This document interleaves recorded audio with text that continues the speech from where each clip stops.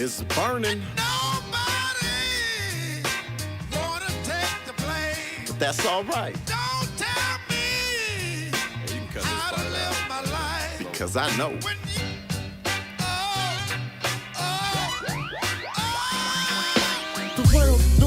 The world is on fire. The poison in the water as this motherfucker burns. And nobody is learned because the fluoride has you becoming unconcerned. And only thinking about yourself, apathetic to reality, you're never seeking help. Sitting in a bubble, ignorant to trouble, but that will all change when you're listening to double. I question everything, including the questions, for the graduates and those new to the lessons. Valedictorian in the school of corrections. Now I'm teaching the class and it's you I'm testing. The mood I'm left in when authoring change is one of love, cause I see the world is lost in pain. And I can't watch as it's engulfed in flames, because I know the names that we ought to blame. this world going up in flames, and nobody wanna take the blame. Don't tell me how to live my life. When you,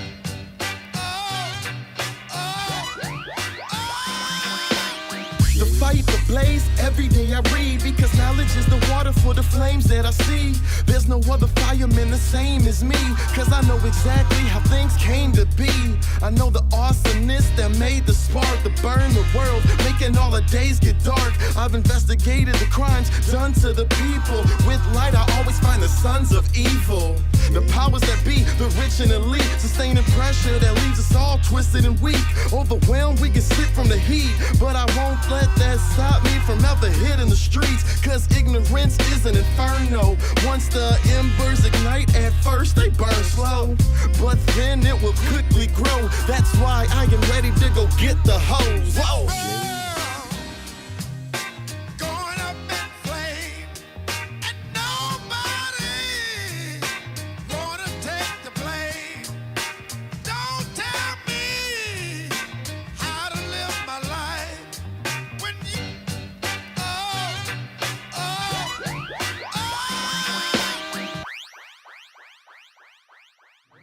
What's up, guys? We're downtown Houston. Houston Freethinkers, Peaceful Streets Project Houston, Occupy Houston, tons of other activist groups out here supporting the MLK Parade Day, reminding people what MLK stood about. And remember, injustice anywhere is a threat to justice everywhere. Obama supporters, remember that. Think free!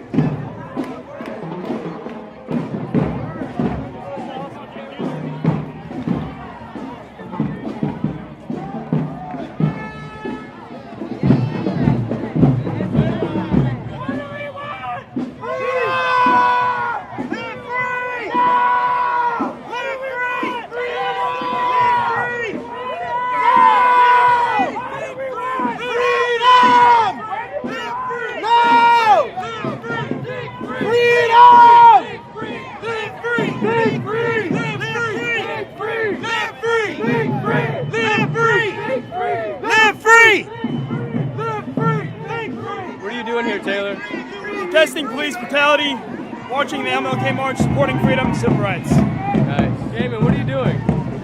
Just holding this banner, making sure folks understand that Peaceful Streets Project is here in the H-Town, and we're going to be here. Chances are they ought to be involved, because the police are rogue everywhere in this city, not just in 3rd Ward, not just in 5th Ward, and people need to know that there's an ally. That's what we're doing.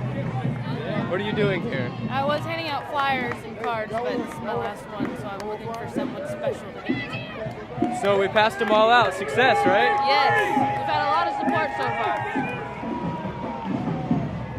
far. So, George, why are you holding that flag? What significance does that have for you? Community, resistance, love, everything that the institutions tell you anarchy is not, is what this represents to me. Anarchy is love, freedom, happiness, believe, community, strength through community. And when they make you believe otherwise, they're trying to just jail you in a little box here in your head to make you think that this is wrong. When this is freedom, this is love, and you have to have pure love to understand what anarchy is. That's why I'm holding this flag, and that's why I'm here, because MLK would have been here today not on Obama's side, but on the people's side. What are you doing here? What's happening? We're here to represent Occupy Houston in the 2013 Martin Luther King Day Parade. Nice. Yes.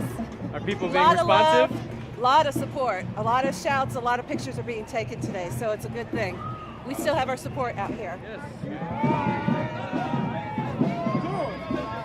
Make sure we get. Hey, why are you holding this flag, Derek? This flag is an anarchy flag, and although some people might say it's of an odd color, red, I still think this color symbolizes more freedom than most of these people have ever encountered or can handle. And what I think MLK was about, although we probably disagreed on some things, was pursuing justice and freedom for everyone. And I think if he was alive today, he would be attacking the administration we have right now and showing them for the fakes that they are. So we're just here to remind people that anarchy is true freedom.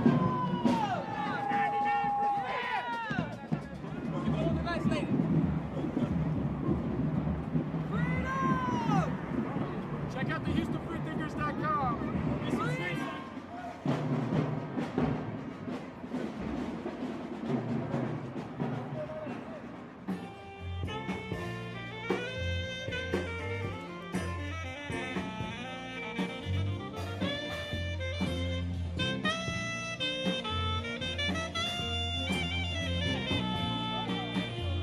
What's up, guys? This is Derek. We are downtown Houston, Texas at Discovery Green. We've just finished walking in the MLK Parade. We're out here. There's going to be some speeches, some discussions, continuing the celebration of Martin Luther King's life. And we're talking with Lidney. How are you doing? I'm doing great, thanks. So you walked in the parade today? Oh, actually, I drove an art car. Oh, driving an art car. And you said you're with the what is the group again? Live Oak Friends Meeting. We're a Quaker meeting here in Houston, Texas. And you guys came to support in the name of MLK? Well, yeah, of course. We also were honoring Bayard Rustin. If you don't know much about Bayard Rustin, he was an advisor to Martin Luther King. He was a nonviolence activist. He did work for the Fellowship of Reconciliation as well. His life spans from, I want to say 1930. He was born and died in 1987. Traveled the world in doing activism, and he was very influential in the civil rights movement. He also was the key organizer in the March on Washington in 1963. Awesome. Well, he sounds like a very important man. And today we're here to recognize, like your shirt says, violence is immoral, looking for equality, looking for the change, the fulfillment of the dream that Dr. King started so long ago.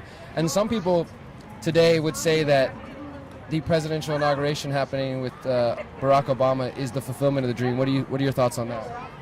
It's just one point of the fulfillment of the dream. I think that dream is continuing in many aspects of our society, immigration, equality for all those, racial equality, gender equality. So it's one large ball that we have to continue to move forward. Do you think that Barack Obama his policies continue to fulfill the goals of Dr. King? I think they're on a path towards completely fulfilling that dream. He's limited to what he can do because the Congress and the Senate. I don't agree with all his policies, but I think we're on a path towards the universal health care, which my view is an equality issue, because we all have the right to access health care. And I think we're on the path to a immigration reform, which I think will happen in his second term. Awesome. You know, I'm looking at your shirt here. It says violence is immoral, and that's a statement that I personally, and I think the freethinkers as a whole, agree with, that violence is immoral. I would also say that force is immoral in a number of instances. Do you think that President Barack Obama would agree with this statement that Dr. King pushed so hard for, to make a nonviolent resistance, to push for change, equality, without the use of violence? No. If you listen to his speech at the accepting of the Nobel Peace Prize, he doesn't think violence is immoral. Does Obama deserve a Peace Prize? No.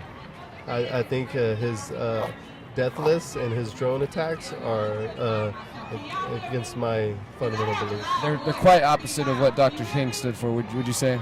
I would say that. Yeah, that's honestly one of the reasons we're out here talking to people is because I have immense respect for Dr. King and his message, and nobody's perfect, like you said, and everybody are limited in certain ways, but it's a bit ironic for us to be inaugurating a president on MLK Day, who in many ways is quite the opposite of what Dr. King stood for. Well, there is a little bit of ironic relations there. However, you had to see that he is the first African American president of the United States.